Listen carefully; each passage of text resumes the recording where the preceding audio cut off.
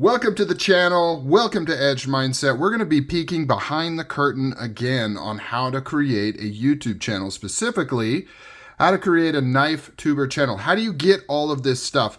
I've had really good responses on the videos I've done, kind of talking a little behind the scenes in terms of creating a channel, how to do it, tips and things like that. And I received another comment with my Scarab video where basically they were surprised that that's how you could kind of do it, that you could purchase something for X dollars, and because you know what it's worth and you know what you could resell it for, you purchase it, you have it for a minute, you do some content, and then you sell it and get your money back. So I wanted to talk about that a little bit more and discuss the different ways that you could maybe get items for your channel. Now, this isn't exclusive to knives. I'm going to be talking from that mindset because that's what I do. I am the Edged Mindset. Just kidding. Sorry, I had to do that little joke. I'm going to be talking about any sort of object-based channel, which is tricky. If you're doing a channel where you are featuring, reviewing, talking about physical objects, it can be tricky because you need those physical objects to do the content and you need a constant stream of them to do the content. Now, ideally, if you work for a store, online or physical, that sells said objects and you work there as whatever the capacity is, that's the ideal scenario. Then you have access to everything in that store. Like ideally, if I was a knife dealer, I could make content all day and it would make the most sense because I would have all this inventory that I could do content on and feature it and do videos. But I don't. I'm a regular person. I am a regular, normal person who doesn't have access explicitly to knives or anything like it. So you have to get crafty on how you do it. Now, there's three main ways that you can get items. Well, three and a half, maybe four. Three ways you can get items for your channel so that you constantly have new things to feature, new things to talk about, do unboxings, all that kind of stuff. So we're going to dive into that. Number one, retailers. So you can reach out to different retailers and get friends with them. Meet them at shows. Talk to them. Call them. Become friends with them. And of course, if you have a channel that's established where you're trusted, you can create a relationship with them. And sometimes they are willing to send you items from their retail shop for you to feature on your channel. Now, once again, you can't, or not once again, but first time, you can't expect them to do that, right? It's not some obligation. You can get very lucky though, and sometimes retailers will want you to feature stuff from their store in exchange for mentioning their store. Now, if they're a good retailer, they're not asking you to say anything specific or present them in a certain light or anything like that. They're just simply saying, yeah, you know, it's some exposure. I get to help somebody out in the knife community. Because that's the thing, guys. Most people in this community are friends. You know, and everybody's got their little business or their YouTube channel or things they're trying to do. But for the most part, people are just trying to help each other out and be cool with each other and continue to grow the community.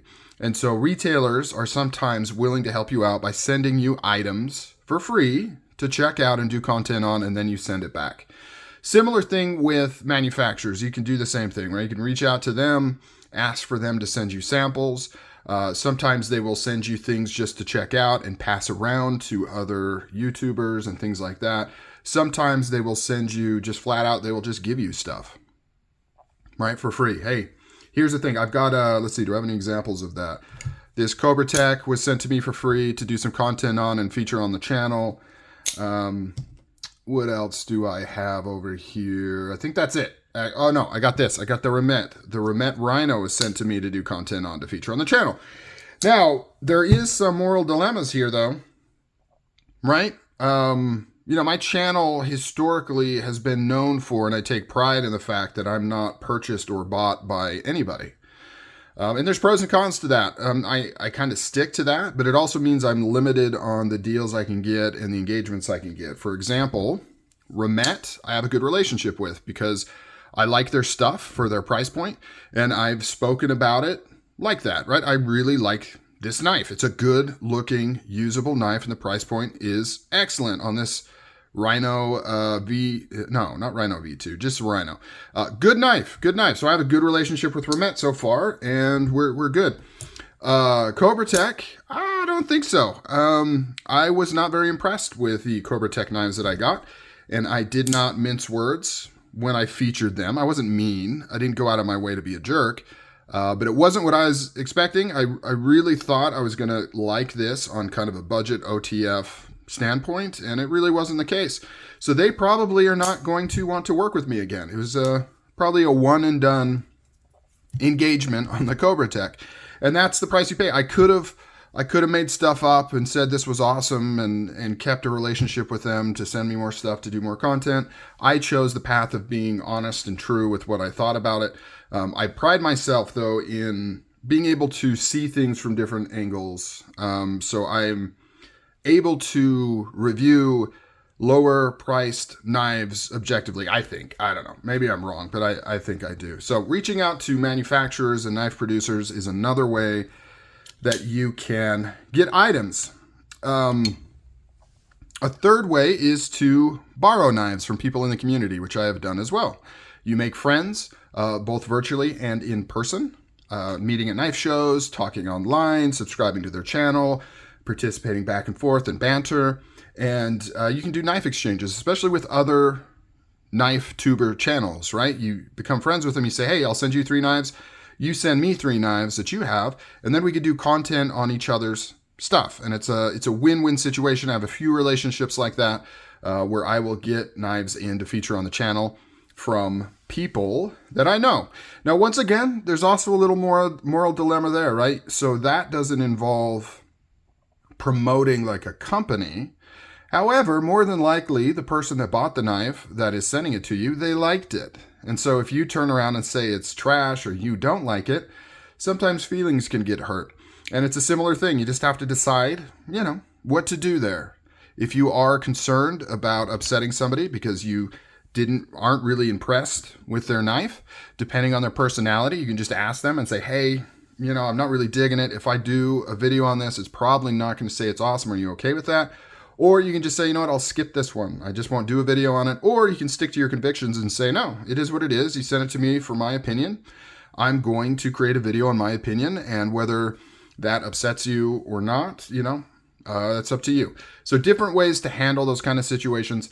No matter what you do in this, there's going to be some sort of finagling from like feelings and emotions and like, do I make this company mad? Do I make this person mad potentially? Do I stick to myself? Do I just not touch it? Things like that. It's always easier when you're just reviewing things you buy because you are probably going to like it and there's nobody you're going to upset because it's your own money, things like that. Third way. So let's see, we've got manufacturers/retailers that I lump together. We've got homies and friends that will send you stuff. The last one, which is kind of a two-parter, and I already touched on. One is just buying your own stuff, right? As a knife enthusiast, you're going to buy your own knives that you like and you want to review. Now, the negative on that is you're going to be biased towards liking it. It's one problem my channel has, since most of the things on my channel are all self-purchased and self-funded. Naturally, my channel is going to be full of more positive reviews. I've been in this game long enough to know what I like and don't like. And for the most part, based on specs, manufacturer, things I can see in pictures and videos, I'm pretty good judge to say, I think I'm going to like that knife. Unless there's something wild when I get it that's not what I expected, more than likely, I bought it because I like it. And I'm also a big collector. So oftentimes I will buy different variations of the same knife. Like, let's say Scarab 2 Gen 3. I might buy a few of those because I enjoy that platform and I like it. So I'm going to be doing an unboxing and somebody new coming into my channel might be like, whoa, all he says is positive things about this knife. Yeah, because I like the knife because I own 2 other versions and I wanted this particular one and I wanted to share the unboxing with everybody. And unless there's something broken with that particular knife, it's going to be a positive review. So the negatives to the self-funding and buying your own stuff is, more than likely you're going to be biased towards positive, right? I'm not going to spend my own money on something I don't think I'm going to like, at least on some level. So there's flat out buying things for your personal collection that you really like. The other thing, and this goes back to that Scarab video, is when there's a knife that maybe you don't necessarily want to add to your collection, but it would be cool to check out. You want to do a video on it. And so because you are familiar with the knife world, you look at the price, let's say it's $400, right? Let's say, I don't know, this is a terrible example because this actually isn't true on this knife. But let's say, okay, $400 knife, you see it go up for sale on the Facebook forums, and you say, oh, it might be kind of cool to do some content on this knife. I also wanted to kind of check it out. I don't think I want to buy it. Like, I don't think I want to buy it for my personal collection, but I do want to check it out, and nobody I know has one. It's too new, or they just don't have one, or I don't know any retailers or manufacturers that are willing to send me one, but I want to get it. So you can say, well, I know $400 is a fair value on the secondary market for this knife. I am pretty confident I can sell it for that pretty quickly. So you can go ahead and purchase this knife, put it on the credit card, whatever you want to do, get it in, do some content, check it out, put it up for sale, get that money back, right? So you're essentially kind of loaning it through the free market using fiat currency, right? Now, even if it's not like an explicit attempt to do that, I kind of just inherently do that. I try to only buy things that I know will hold their value. Not always true. Sometimes my emotions get ahead of me and there's something I just really want and I pay too much for it. But for the most part, I try to only buy things that I know will hold that value if I go to sell it.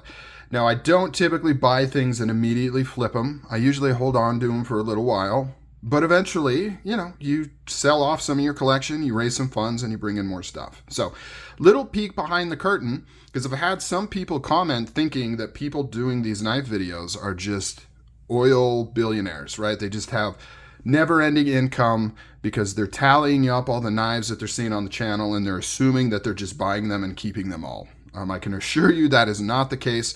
There's a lot of borrowing, trading, and temporary ownership in a lot of these objects, which is also why, for a channel like mine, which is primarily based on checking things out, talking about them, unboxings, things like that, I don't do a lot of crazy use on my knives because I know that the vast majority of them will need to be recycled back into the system so I can get new stuff.